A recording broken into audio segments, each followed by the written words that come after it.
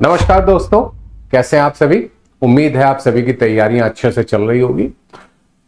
वर्ष 2025 काफी मामलों में एक अलग वर्ष साबित हो रहा है और सबसे ज्यादा अगर हम लोग बात करें तो इस वर्ष में हमने दो प्रमुख कर सुधार देखे।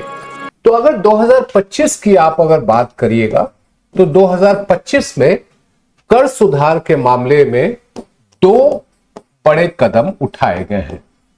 सबसे पहली अगर हम आपसे बात करें तो वो है आपका आयकर कानून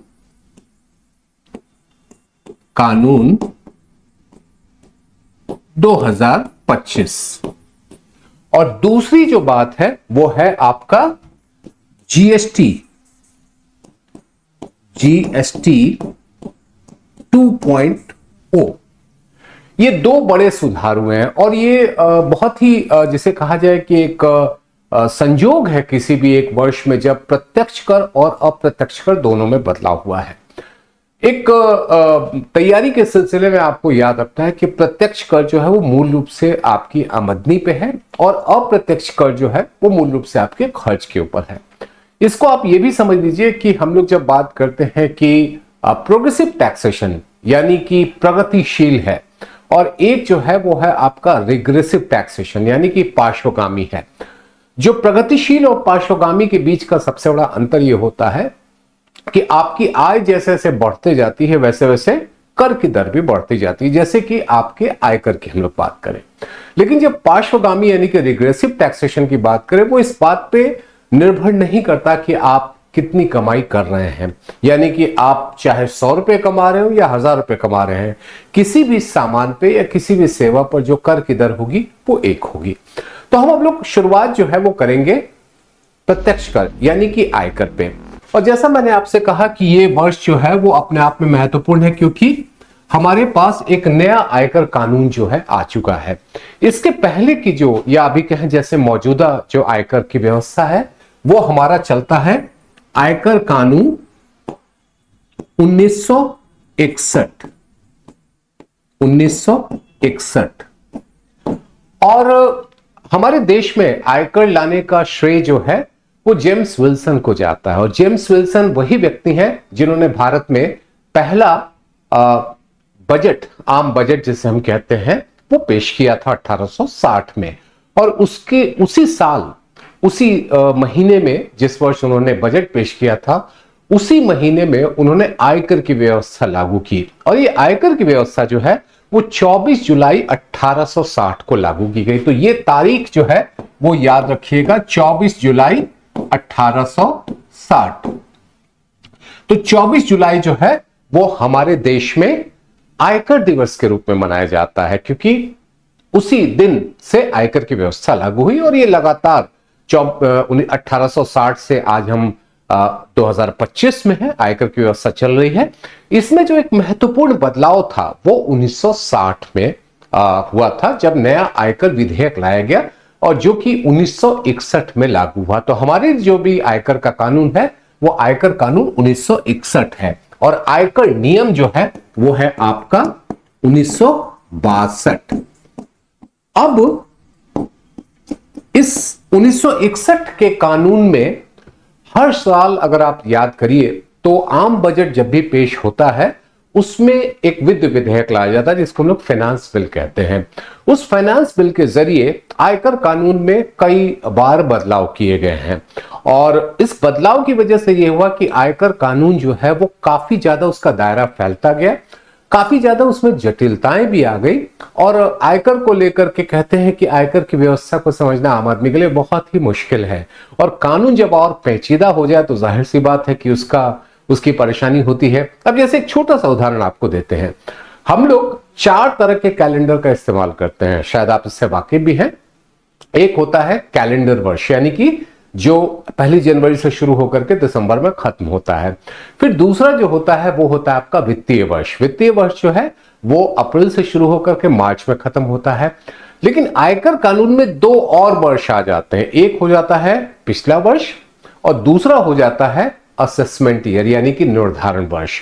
अब इतने सारे वर्ष में आप भ्रम में आ जाते हैं। अब जैसे आयकर का रिटर्न आप दाखिल कर रहे हैं, उस आयकर के रिटर्न दाखिल करने के समय आपको आता है कि आपको असेसमेंट ईयर 2025-26 के लिए आपको आयकर रिटर्न दाखिल करना, जो अभी 15 सितंबर को खत्म हुई तारीख जिसकी। लेकिन वो जो रिटर्न होगा वो आपको वित्त वर्ष 2024-25 के लिए होगा। तो ये जाहिर सी बात है, थोड़ा सा भ्रम की स्थिति बनी रहती है। ये पिछला वर्ष और फिर आपका असेसमेंट ईयर, उसी तरीके से बहुत सारे ऐसे प्रावधान थे जहां पर इतने सारे किंतु परंतु जुड़ गए थे, जिससे उसके कहते हैं ना कि उसकी जो मूल भावना थी वो थोड़ी बहुत कहीं ना कहीं पीछे जाती हुई दिख रही थी। तो इन सब कारणों से देखते हुए जो है वो आयकर की व्यवस्था में बदलाव करने की बात कही गई। और वैसे मैं आपको बता दूं कि 2010 में भी एक कोशिश की गई थी जब डायरेक्ट टैक्स कोड लाया गया था, लेकिन किसी कारणवश जो है वो डायरेक्ट टैक्स कोड जो है वो पारित नहीं हो पाया। और उसके बाद से जब 2014 में एनडीए की सरकार बनी, उसके बाद से ये चर्चा शुरू हो गई थी कि हमें आयकर की व्यवस्था में सुधार करनी है। कमिटीज बनाई गई, विशेषज्ञों की समिति बनाई गई और इन सब की सिफारिशों और सुझाव के आधार पर नए कानून का मसौदा जो है वो तैयार किया गया। अब अगर आपको नए कानून के बारे में समझना है तो सबसे पहले आप याद रखिएगा कि नया कानून 1 अप्रैल 2026 से लागू हो रहा है। यानी कि हमारे लिए आयकर की नई व्यवस्था जो है वो 1 अप्रैल 2026 से लागू हो रही है। लेकिन ध्यान रहे कि अभी जो कानून संसद ने पारित किया है, उस कानून के संसद में पारित करने के दौरान यह स्पष्ट कर दिया गया है कि जो अभी दर है उसमें कोई बदलाव नहीं है। आगे क्या होगा वो अलग बात है, 2026 में क्या होगा बजट में, वो हम उसकी चर्चा नहीं करेंगे। लेकिन अभी के समय में नया कानून बनने का मतलब ये नहीं है कि जो पुराने कानून में आयकर की दरें थी उसमें किसी भी तरीके का बदलाव किया गया है। तो वहां पर इस बात को लेकर के बिल्कुल स्पष्ट रहिए। आगे बजट में क्या कुछ बदलाव किया जाता है उसके लिए आपको फरवरी 2026 तक का इंतजार करना पड़ेगा। पहला परिवर्तन तो यह है जो सबसे भी महत्वपूर्ण है। इसके अलावा कई तरह के प्रश्न आते हैं आयकर की व्यवस्था को लेकर के, आयकर के नए कानून को लेकर के। तो आप यदि इस प्रश्न को देखें तो सबसे पहली चीज है कि इस आयकर कानून 1961 में लगभग 65 बार संशोधन किया गया, बदलाव किया गया। और 65 बार जो संशोधन हुए वो संशोधन 4000 से भी ज्यादा थे।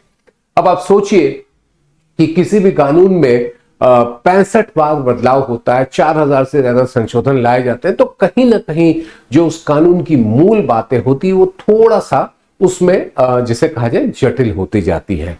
तो इस जटिलताओं को देखते हुए ही जो है ये व्यवस्था सोची गई, ये महसूस किया गया कि क्यों ना हम एक नया कानून लाएं। तो ये जो नया कानून है, ये नया कानून उसी कानून को रिप्लेस कर रहा है, उसी कानून को हटा रहा है जो कि लगभग 6 दशकों से हमारे यहां चल रहे हैं। अब दूसरी बात अगर आपको समझना है कि इससे सबसे बड़ा मकसद क्या है, तो जैसा मैंने आपसे कहा कि सबसे बड़ा मकसद है कि इसको सरल, सहज। आयकर कानून 2025 का सबसे बड़ा मकसद है कि आपके लिए आयकर को समझना आसान हो, आपके लिए आयकर चुकाना आसान हो, और जो कर के अधिकारी हैं उनके साथ जो आपका व्यवहार चलता है वो भी सरल, सहज और सुगम हो सके। यानी कि पूरी व्यवस्था एक सरल हो, एक सहज हो, सुगम हो। और जो शब्द हैं वो कानून के शब्द वैसे भी कई बार जो है वो काफी जटिल से लगते हैं, तो उन जटिलताओं से बचने के लिए इस नई व्यवस्था में काफी कुछ बदलाव किया गया है। 2 बार इसके पहले जो प्रयास किए गए थे वो 2009 में थे, जिसके बाद हमने 2010 में एक डायरेक्ट टैक्स कोड देखा था, और इसके बाद एक और बदलाव की कोशिश की गई थी, वो बदलाव था 2019 में। लेकिन उन दोनों बदलाव की कोशिश जो है वो अंजाम तक नहीं पहुंच सकी। उसके पीछे बहुत सारे कारण हैं, उन कारणों को समझना जानना आपके लिए बहुत जरूरी नहीं है, लेकिन इतना ही समझ लीजिए कि उन बदलावों के जरिए भी कोशिश वही थी, लेकिन उस समय में साथ में यह भी प्रयास किया जा रहा था कि दरों की व्यवस्था को हम नए सिरे से परिभाषित करें, जो छूट मिलती है आयकर में, जो छूट मिलती है उसको हम कैसे देखें। तो तो इन सब कारणों की वजह से और एक तरीके से आप ये भी कह सकते हैं कि राजनीतिक कारणों की वजह से भी ये व्यवस्था आगे नहीं बढ़ पाई। हालांकि 2019 में कोई राजनीतिक विवाद नहीं हुआ था, लेकिन वो और भी कई कारण थे जिसकी वजह से वो अंजाम पर नहीं पहुंच सका। तो अब जाकर के वो अब नया कानून जो है वो हमारे पास आया है।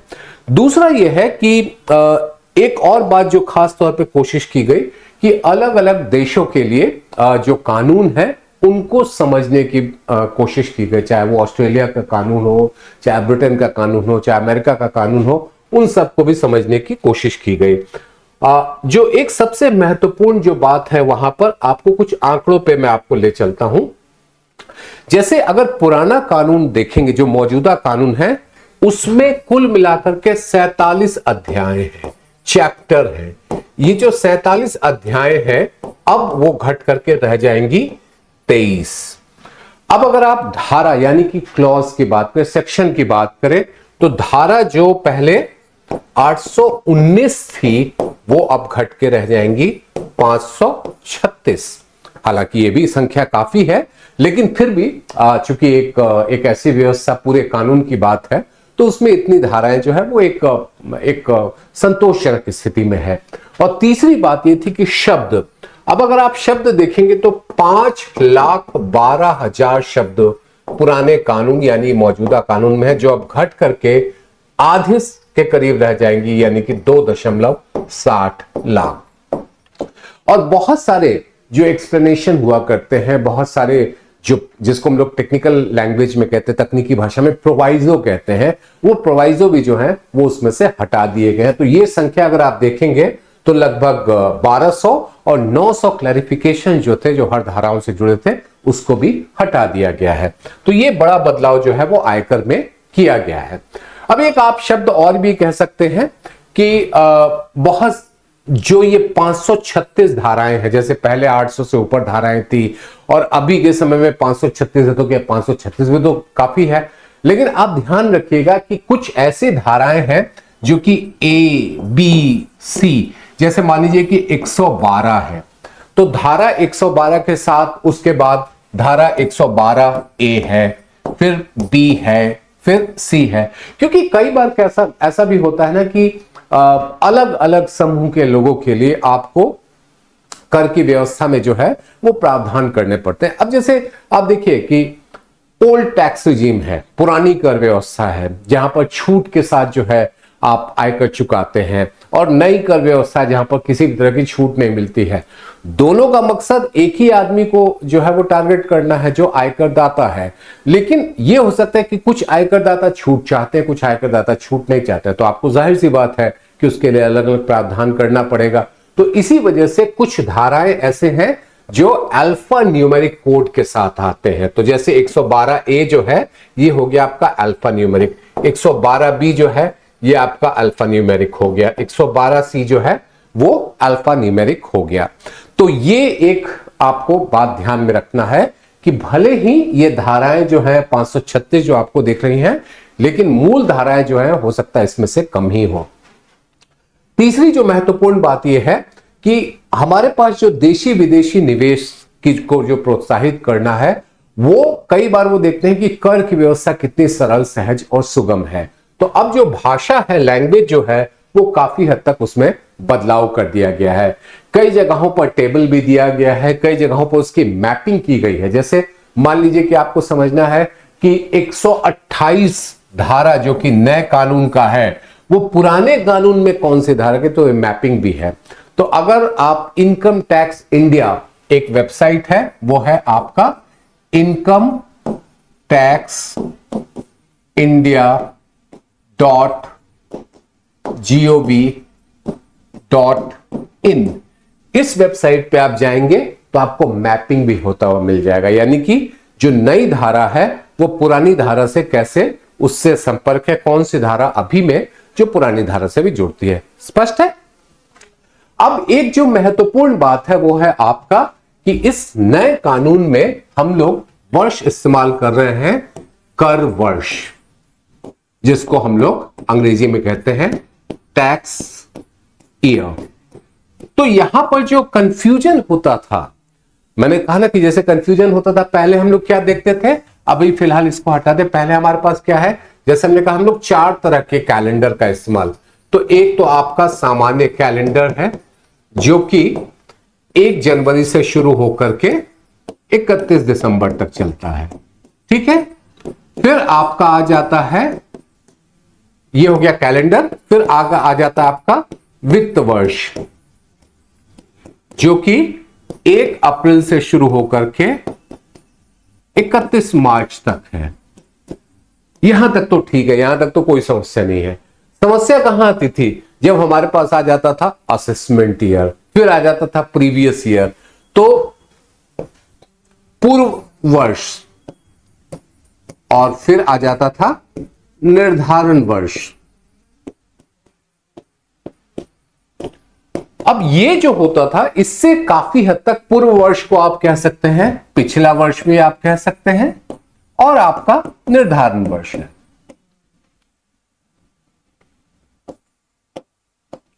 तो इसको हम लोग कहते थे PY, प्रीवियस ईयर, और ये होता था AY, ये हो गया आपका FY, और ये हो गया आपका CY। तो आप देखते हो कि 4 तरह के वर्ष आपके सामने आ गए। अभी 4 तरह के जब वर्ष आपके सामने होते थे, तो कई बार खास तौर पे ये जो हिस्सा, आप अगर इसको भूल भी जाएं अभी के समय में, लेकिन ये जो होता था पूर्व वर्ष और निर्धारण वर्ष, ये आपके लिए थोड़ा कंफ्यूजन यानी कि भ्रम की स्थिति। एक हो गया आपका पूर्व वर्ष और दूसरा हो गया निर्धारण वर्ष। तो पूर्व वर्ष यानी कि आपका प्रीवियस ईयर, और ये हो गया असेसमेंट ईयर। अब प्रीवियस ईयर और असेसमेंट ईयर में कैसे हम लोग अंतर करते हैं, हमारे लिए जैसे अभी हमने इनकम टैक्स का रिटर्न दाखिल किया, तो वो इनकम टैक्स का रिटर्न हो गया 2024-25 के लिए, और उसका असेसमेंट ईयर क्या होगा 2025-26, यानी कि 2024-25 में जो हमने कमाई करी, उस कमाई पर कर का आकलन 2025-26 में होगा, इसीलिए इसको हम लोग निर्धारण वर्ष कहते हैं। लेकिन एक सामान्य करदाता के लिए ये जो अलग अलग नॉमेनक्लेचर्स होते थे, इन नॉमेनक्लेचर से काफी ज्यादा भ्रम की स्थिति बनती थी। खासतौर पर जब आप रिटर्न दाखिल करने जा रहे हैं, तो वहां पर आपके पास 2 तरह के वर्ष आ गए। तो अब क्या लिखा गया है कि पिछले वर्ष और निर्धारण वर्ष की व्यवस्था खत्म हो जाएगी। इसके जगह पे क्या होगा, अगर मैं इसको थोड़ा बड़ा कर दूं आपके लिए,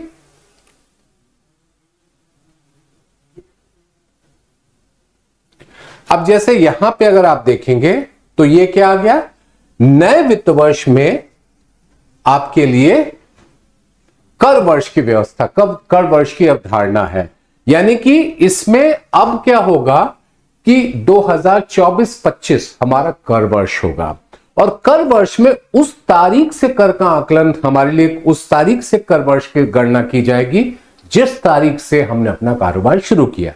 यानी मान लीजिए कि हमने 1 अप्रैल के बजाय, अगर हमने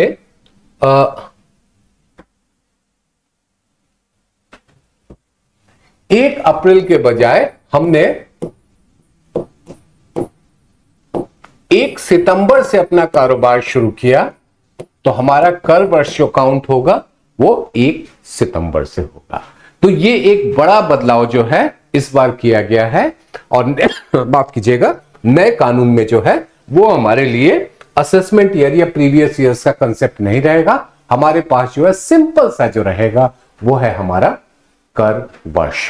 और कर वर्ष अगर जैसे 2024-25 हमारा कर वर्ष है, और इसके लिए अगले साल हमारा आकलन होगा 25-26 में, लेकिन वहां पर हम लोग ये निर्धारण वर्ष, असेसमेंट ईयर, प्रीवियस ईयर, ये सारा कोई कंसेप्ट नहीं करेंगे। तो ये एक बड़ा जो है वो बदलाव इसमें किया गया है। उसी तरीके से बहुत सारे और भी बदलाव हैं, लेकिन आप सीधे सीधे याद रखिए कि अब की कर के कानून को समझना आपके लिए बहुत ज्यादा परेशानी, दिक्कत का सबब नहीं बनेगा, क्योंकि शब्द जो है वो सरल रखे गए हैं। जैसे अंग्रेजी में कई बार इनकम टैक्स का जो कानून था, उसमें अंग्रेजी में कई जगहों पर आता था नॉट विथ स्टैंडिंग। अब ये जो शब्द है ना, ये या फिर आता था प्रोवाइजो, यद्यपि, किंतु, परंतु, ये सब शब्द जो है ना वो कई बार कर कानून को जटिल बनाते थे। अब इस तरह के शब्दों को जो है वो हटा दिया गया है। और ये जो मैंने आपके सामने FAQ यानी कि फ्रीक्वेंटली आस्क्ड क्वेश्चन रखा, आपको अगर समझना हो तो आप कहां जाएंगे, incometaxindia.gov.in पे। मैं एक बार फिर वेबसाइट का नाम आपके सामने रख देता हूं, incometaxindia.gov.in। और इस वेबसाइट पे जाके आपने करना क्या है, FAQ पे जाना है। और FAQ पे जाकर के आप हर तरह के सवाल जो आपके मन में आते हैं नए कानून को लेकर के वो मिल सकते हैं। आप यहां पे देखोगे बहुत सारे जो अलग अलग शेड्यूल होता है, शेड्यूल भी बहुत इंपॉर्टेंट होता है। देखिए टैक्स में क्या होता है कि अलग अलग तरह की जो व्यवस्था होती है उसमें शेड्यूल भी दी जाती है कि ये इस शेड्यूल में है, यानी कि इस अनुसूची में है तो इसको इस तरह की व्यवस्था मिलेगी। जैसे कृषि की हम लोग बात करते हैं, कृषि की आय को लेकर के बहुत स्पष्ट स्थिति है कि कृषि की आय पर आयकर नहीं लगेगा। अब वो कानून में कैसे लिखा जाता है वो आपको अनुसूची यानी कि शेड्यूल में जाना होगा। वो अनुसूची जो ये बताती है कि कहां पे आपको कर नहीं देना है, कर देना है वो धाराओं में आ गया, कहां पर आपको कर नहीं देना यानी कि कहां पे छूट मिलेगी वो अनुसूची में आ जाती है। तो जैसे आप ये अनुसूची देख रहे हैं, अनुसूची 2 16 पंक्तियां हैं, अनुसूची 3 39 पंक्तियों की, अनुसूची 4 14 पंक्तियों की है। अब हर विषय के लिए अलग अलग अनुसूची है। जैसे अनुसूची 2 में क्या कहा गया है, कृषि आय पे। अनुसूची 3 में क्या है, जैसे कुछ व्यक्ति कुछ आय पर छूट के लिए पात्र हैं, जैसे पार्टनर हैं, कोई भी फॉर्म के पार्टनर हैं। अनुसूची 4 जो है वो नॉन रेसिडेंट के लिए, अनुसूची 5 जो है वो ट्रस्ट के लिए है, अनुसूची 6 जो है वो इंडिया जो इंटरनेशनल फाइनेंशियल सर्विसेज सेंटर है IFSC है वहां पर छूट कैसे मिलेगी। अनुसूची 7 जो है वो कर से किन किन व्यक्तियों को छूट मिली हुई है। तो आप यदि ये देखना चाहते हैं कि कहां कहां पर किसको छूट मिली है तो आपको अनुसूची में जाना होगा, शेड्यूल में जाना होगा। और हर शेड्यूल जो है वो अलग अलग तरीके से उसको परिभाषित करता है। तो जैसा मैंने कहा कि मैपिंग करना है वो आप देख सकते हो। और बहुत सारे ऐसे जो नए व्यवस्था को लेकर के जो आपके सवाल हैं तो उन सवालों के लिए आप कृपया करके आप जाइए incometaxindia.gov.in पे और वहां से आप सारे सवाल जो आपके मन में आ रहे हैं उसके जवाब आपको मिल सकते हैं। अब हम इस साल का एक और जो बदलाव है उसके ऊपर हम चर्चा करेंगे और वो जो बदलाव है वो है आपका GST।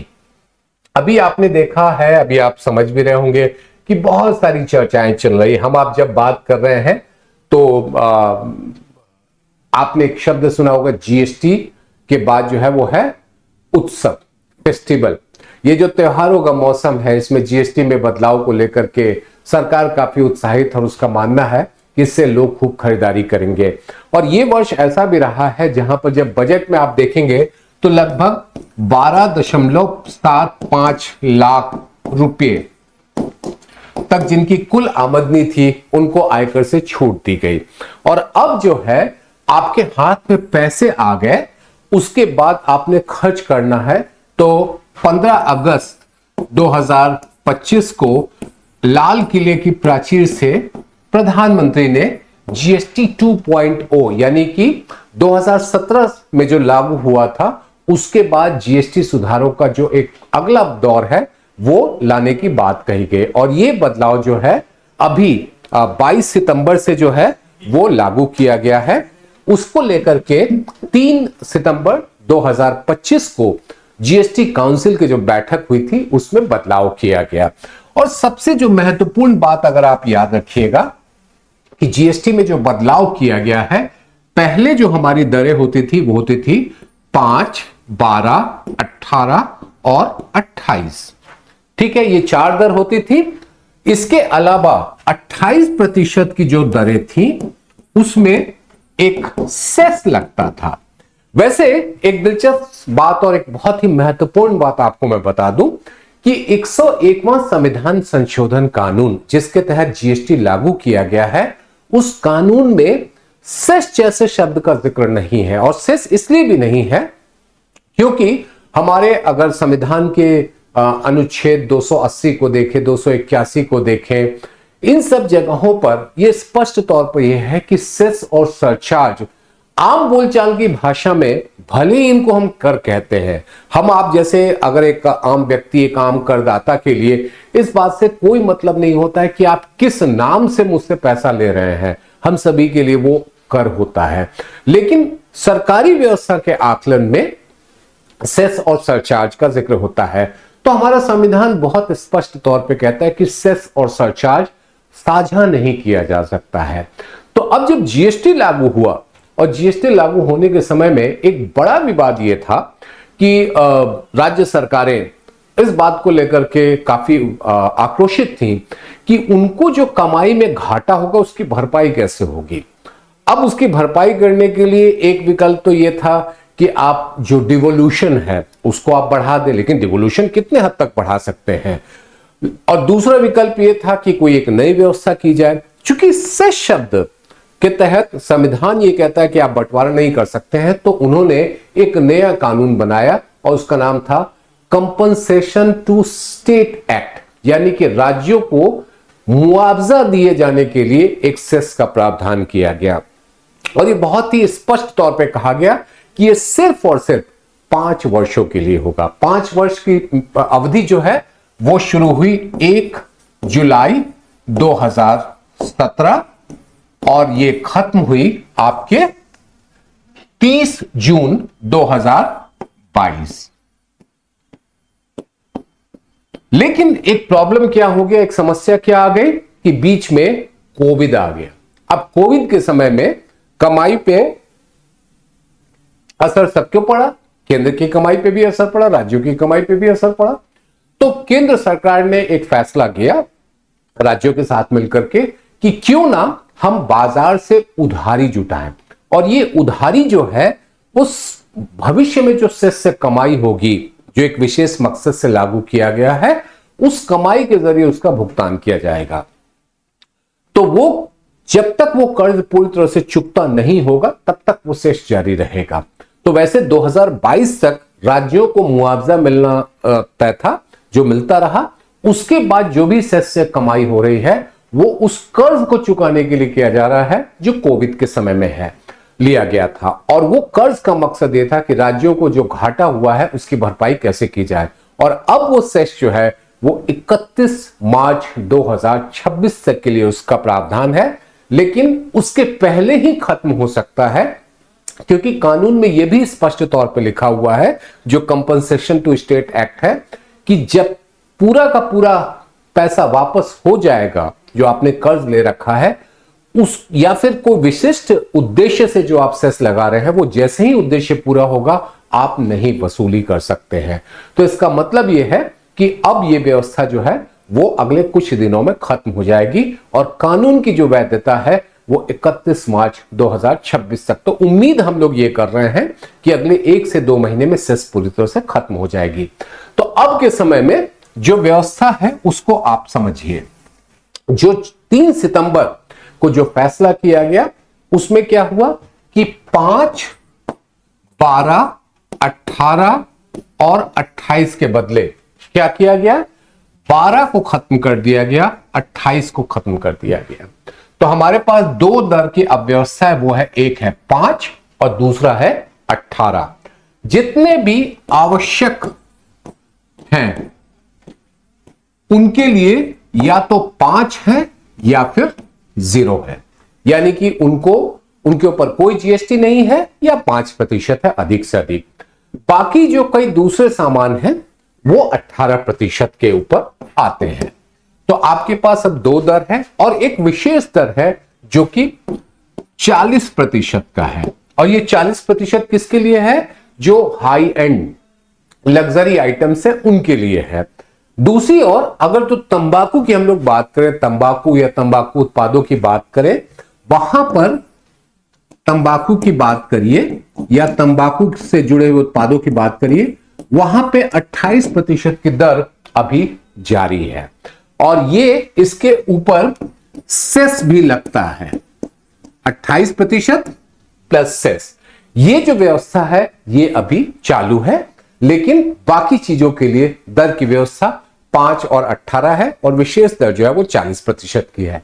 और ये जो दोहरे कर की व्यवस्था है, माफ कीजिएगा, जो डबल रेट की दिया दोहरे दो दरों वाली जो व्यवस्था है, इसका आप सामान्य शब्दों में कहें कि अब हमारे पास सिर्फ और सिर्फ 2 स्लैब हैं और एक दर है जो कि 40% का जो रखा गया है वो आमतौर पे जो हाई एंड प्रोडक्ट्स होते हैं उनके लिए है। इसके अलावा कुछ और चीजों को याद रखिएगा, 0%, 0.25%, 3% और 1.5%। ये जो 4 दरें आप देख रहे हैं ये विशेष दरें कुछ खास सामान के लिए। जैसे ये जो 3% की दर है ये लगता है सोने चांदी पे, ये जो 0.25% की दर है ये आपके हीरे पे लगता है जो अनपॉलिश्ड डायमंड है, 1.5% भी अनपॉलिश्ड डायमंड के ऊपर है। ये इसीलिए दर कम रखा गया है क्योंकि जब आप सोना खरीदते हैं तो आपको उसके ऊपर कस्टम ड्यूटी भी अलग से पे करनी पड़ती है। जैसे डायमंड के ऊपर कम है तो वो डायमंड के ऊपर कम क्यों है, आप इसको हटा दीजिए, कंफ्यूजन नहीं रहेगा। ये जो 1.5% है, 1.5% है, इसके पीछे सोच क्या है कि हम जब हीरे जवाहरात गहने जब हम लोग निर्यात करते हैं वहां पर उस पर कोई भी टैक्स जो है वो एक्सपोर्ट नहीं किया जा सकता, ये व्यवस्था है, तो उसको कम रखा गया ताकि जवाहरात उद्योग को बढ़ावा मिल सके। स्पष्ट है। और ये भी याद रखिएगा कि हमारे यहां सोना चांदी और हीरा तो उपलब्ध है नहीं, हम उसे आयात करते हैं, तो उसके ऊपर जो भी आप जीएसटी पे करते हैं उसके ऊपर आपको जो इंपोर्ट ड्यूटी है वो भी पे करनी पड़ती है। तो ये हमारे पास अब दर है 5, 18 बेसिक रेट, 40% विशेष दर है जो कि हाई एंड प्रोडक्ट के लिए है। बाकी जो विशेष दर जो सोने चांदी या हीरे के लिए है उसमें कोई बदलाव नहीं किया गया है। और ये जो 28% या तंबाकू वगैरह के लिए है ये तभी तक के लिए है जब कंपनसेशन यानी कि जो मुआवजे के लिए कर्ज लिया गया था वो चुका दिया जाए तब तक के लिए है। जैसे ही वो कर्ज पूरी की पूरी रकम चुकता कर दी जाएगी वो 28% की दर बदल जाएगी। अब आगे क्या होगा अभी कहना मुश्किल है क्योंकि उसमें बदलाव की प्रक्रिया चल रही है, चर्चा चल रही है और जीएसटी काउंसिल की जब अगली बैठक होगी तो उसके ऊपर स्थिति साफ हो जाएगी। तो आपको पहले ये याद रखना है। दूसरा क्या है कि प्रधानमंत्री ने ऐसा कहा था कि दीपावली के समय में होगा, तो ये नई दरें जो है वो है 22 सितंबर 2025 से लागू की गई है। यानी कि ये जो 5 और 18% की है वो आपके लिए लागू हो गई है 22 सितंबर से। अब जैसे इसका एक छोटा सा उदाहरण मैं आपको देता हूं, छोटी कार, छोटी गाड़ियां, छोटी कार, इस पे छोटी कार की परिभाषा क्या है, जिसका 1200 सीसी या 1500 सीसी का इंजन हो और लंबाई जो है वो 4 मीटर या उससे छोटी हो। ठीक है, ये छोटी कार है। पुरानी दरों की हम लोग बात करें तो पहले क्या होता था कि अगर पेट्रोल की है तो उस पे 28+1 था और 1200 सीसी था। डीजल जो है वो था 28+3, तो ये कितना हो गया, 29 हो गया और ये हो गया आपका 31। अब ये जो 29 और 31 है ये घट करके कितना हो गया, 18%। तो जो छोटी गाड़ियां हैं यानी कि 4 मीटर से जो छोटी गाड़ियां हैं, दोपहिया वाहन है जिनकी इंजन की क्षमता 350 सीसी से कम है, उन सब पे जो दर 28% की थी, अगर सेस को जोड़ ले तो 29 और 31% थी, वो अब सब पे 18%। अब इसी तरीके से आपको मैं दूसरा उदाहरण देता हूं। दूसरा उदाहरण है सीमेंट का।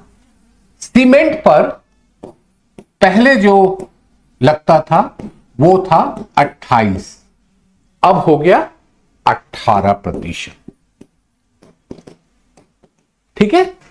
इसी तरीके से एसी पहले 28 था, अब कितना हो गया? 18 हो गया। बड़ी टीवी 32 इंच से ज्यादा बड़ी वाली टीवी है, उन पर कितना था? 28 था, वो घट करके कितना हो जाएगा? 18% हो जाएगा। साबुन, शैम्पू, तेल, वहां पर जो 18% था वो घट करके 5% हो जाएगा। तो इस तरह के बहुत जो सामान थे जो आम इस्तेमाल की होती हैं, उनमें उनकी दरें 18% से घटा करके 5% की गई। और ऐसे सामान जैसे एसी है जिसके बगैर भी आप रह सकते हैं, उसकी दर 28 से घटा के 18 की गई। सीमेंट चूंकि रियल एस्टेट घर बनाने के लिए बहुत ही जरूरी होता है, उसके बगैर घर नहीं बन सकता, और ये बहुत लंबे समय से इसकी मांग चल रही थी कि सीमेंट को थोड़ा सस्ता किया जाए, तो उसको घटा के 28 से 18 कर दिया गया है। तो ये तो कुछ दरों की बात की। एक और चीज आपको यहां पर याद रखना है, वो है दूध। और दूध की चर्चा हम इसलिए कर रहे हैं क्योंकि इस पर बहुत सारे प्रश्न आ रहे हैं। कई लोगों ने कहना शुरू किया कि अरे देखो, ये जो आप पैकेट लेकर के आते हो आधे लीटर का, 1 लीटर का, ये तो उसी भाव पे है, उसमें तो कोई बदलाव हुआ ही नहीं। दरअसल दूध पे जीएसटी, सामान्य दूध पर जीएसटी कभी नहीं था। जो दो तरह के दूध है जिस पर जीएसटी लगता था, एक को कहते हैं यूएचटी और दूसरे को कहते हैं फ्लेवर्ड। यूएचटी और फ्लेवर्ड क्या होता है? यूएचटी अल्ट्रा हीट ट्रीटेड, इसको आप ऐसे समझ सकते हैं, जो आपके पास टेट्रा पैक में दूध आता है, इसको आप 10-15 दिन तक इस्तेमाल कर सकते हैं। आमतौर पे जो पैकेट वाला दूध होता है उसको आप 1 दिन में ही इस्तेमाल करके आपको खत्म करना, उस पर लिखा होता है बेस्ट यूज बाय, या कब तक आप उसका इस्तेमाल कर सकते हैं, तो वो 1 दिन की मियाद होती है। या डिस्पेंसर से जो दूध आता है वो भी आप 1 दिन के भीतर आप उसका इस्तेमाल करते हैं। लेकिन ये यूएसटी जो है वो आप 10-15 दिन तक इस्तेमाल कर सकते हैं। तो इसको हम लोग कहते हैं अल्ट्रा हीट ट्रीटेड। उसके लिए दर जो थी वो पहले 12% हुआ करती थी, जिसको अब घटा करके क्या कर दिया गया है? 0, कोई टैक्स नहीं है। और जो फ्लेवर्ड मिल्क था वहां पर भी 12% था, उसको घटा करके कर दिया गया 5%। फ्लेवर्ड मिल्क जैसे आप मान लीजिए कि स्ट्रॉबेरी वाली मिल्क ले रहे हैं, या फिर आप वनीला मिल्क ले रहे हैं, जो कि खास तरह के दुकानों पे उपलब्ध होती हैं। दिल्ली में कई ब्रांड्स हैं जो काफी पॉपुलर हैं, वहां पर जो 12% था उसको घटा के 5% कर दिया गया। तो याद रखिएगा कि दूध के मामले में जो सबसे ज्यादा विवाद चल रहा है, वहां पर सामान्य toned, double toned, full cream या डिस्पेंसर, इस पर जीएसटी नहीं था। जीएसटी कहां था? यूएसटी और फ्लेवर्ड पे था। यूएसटी पे अब 0 है और फ्लेवर्ड पे आपका 5% है। उसी तरीके से पनीर की बात करें, मक्खन की बात करें, घी की बात करें, जो हमारी आम जिंदगी में जिनका हम लोग इस्तेमाल करते हैं, तो पनीर में था जो पैकेज्ड वाली पनीर हुआ करती थी, उस पर 5% था, उसको घटा के 0 कर दिया गया, 0 कर दिया गया। और जैसे घी है, मक्खन है, जिस पे 12% था, उसको घटा करके 5% किया गया। तो आप देखेंगे कि ये जो पूरी सूची है, लगभग 400 से ज्यादा सामान के जो दरें हैं उसमें बदलाव किया गया, सामान और सेवाओं की, और इसमें से ज्यादातर सामान की जो दरें हैं उसमें कमी की गई। तो जीएसटी की दरों को लेकर के आपके जब भी कोई आपके मन में प्रश्न आए, ये जो आपके सामने प्रेस रिलीज दिख रहा है, ये पीआईबी की वेबसाइट पर उपलब्ध है, हिंदी में भी है, अंग्रेजी में भी है, आप इसको आसानी से समझ सकते हैं। 2 जो और बड़े बदलाव इसमें किए गए हैं, अब जैसे आप देखिए अलग अलग रेट्स क्या कैसे चेंज हुए, कहां कहां पर क्या रहा। जैसे साबुन है, शैम्पू है, टूथब्रश है, इन सब पर 5% है। खाने का सामान था, जैसे पैकेज वाले नमकीन थे या फिर भुजिया थी, पास्ता हो गया, चॉकलेट हो गए, इन सब पर भी जो ड्यूटी थी जो 12% या 18% हुआ करती थी, उसको घटा करके 5% किया गया। गाड़ियों के बारे में मैंने आपके सामने जिक्र किया। कृषि उत्पादों पर भी सभी पर 5% कर दिया गया। खिलौने जो थे वहां पर भी 5% किया गया है। तो ऐसे आप देखोगे कि अलग अलग सामान पे जो है वो किया गया है। कॉपी है, इरेजर है, पेंसिल है, शार्पनर है, इन सब के ऊपर भी जो ड्यूटी थी, जीएसटी की ड्यूटी थी, वो अब 0 कर दी गई है, 0 कर दिया गया है। लेकिन जो आपका स्कूल बॉक्स होता है या फिर ज्योमेट्री बॉक्स होता है जिसमें टीन का बना होता है या प्लास्टिक का बना होता है, वहां पर जो जीएसटी की दर है वो 5% की गई है। तो एक अलग अलग क्षेत्र में इसका किया गया। एक जो बड़ा बदलाव था वो था इंश्योरेंस के सेक्टर में, बीमा के क्षेत्र में। और बीमा के क्षेत्र में जो बदलाव किया गया वो आपका इंडिविजुअल यानी कि व्यक्तिगत तौर पर जीवन बीमा या व्यक्तिगत तौर पर जो हेल्थ इंश्योरेंस लेते हैं, वहां पर जो जीएसटी की दर थी वो अब 18% से घटा करके निल खत्म कर दिया गया। और दूसरी ओर जो कॉर्पोरेट वाले हैं या ग्रुप वाले हैं उस पर पहले की तरह व्यवस्था बनी रहेगी। एक और बात आपको याद रखना है कि कई तरह की जो वित्तीय सेवाएं होती हैं, जैसे आप बैंक में आप ड्राफ्ट बनवाते हैं मान लीजिए, और वहां पर अगर आपको किसी तरह की फी देनी है तो आपको वहां पर 18% अभी भी जीएसटी देना होगा। एक जो बड़ा बदलाव जीएसटी में किया गया वो था जिसको कहते हैं अनुपालन, कंप्लायंसेस के लिए। कंप्लायंसेस के मामले में क्या हुआ कि रजिस्ट्रेशन 3 दिनों के भीतर देने की बात कही गई। ये रजिस्ट्रेशन का फायदा उनको मिलेगा जिनका जोखिम बहुत ही कम है। यदि एक सामान्य उद्यमी है, वो जीएसटी के तहत रजिस्ट्रेशन कराना चाहता है तो वो जा सकता है। और आपको यह भी जानकारी दे दें कि जीएसटी के लिए अनिवार्य शर्त है कि आप अगर वस्तु का कारोबार कर रहे हैं तो आपके लिए कारोबार की कुल सीमा 40 लाख रुपए और सेवाओं के मामले में है तो आपके लिए वो 20 लाख रुपए है।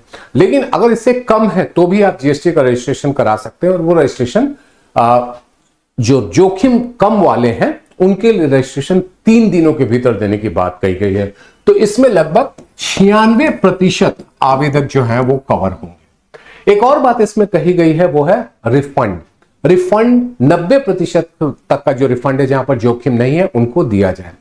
तो आप अगर देखोगे कि जीएसटी का जो पूरा का पूरा बदलाव है या कर का जो पूरा पूरा बदलाव है, कोशिश यह है कि अनुपालन बढ़े। और अर्थशास्त्र का एक सिद्धांत है कि जब कर की दरें कम की जाती हैं, जिसको हम लोग लापेयर सिद्धांत कहते हैं, तो शुरू में कमाई थोड़ी कम होती है, ये एक हकीकत है।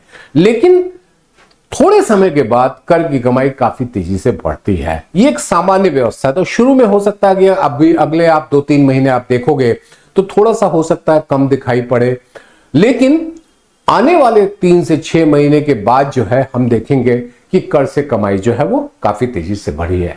तो आज हमने आपके सामने प्रत्यक्ष कर और अप्रत्यक्ष कर में जो इस वर्ष 2025 में जो बदलाव किए गए हैं इसके ऊपर हमने चर्चा की। अगले सत्र में ऐसे ही किसी एक आर्थिक विषय पर हम आपसे चर्चा करेंगे। आप अपने सवाल जो है वो आप हमें भेज सकते हैं। निर्माण आईएएस के जो YouTube चैनल है उसके चैट बॉक्स में आप सवाल भेज सकते हैं। उन सवालों के जवाब देने की हमारी कोशिश रहेगी। नमस्कार।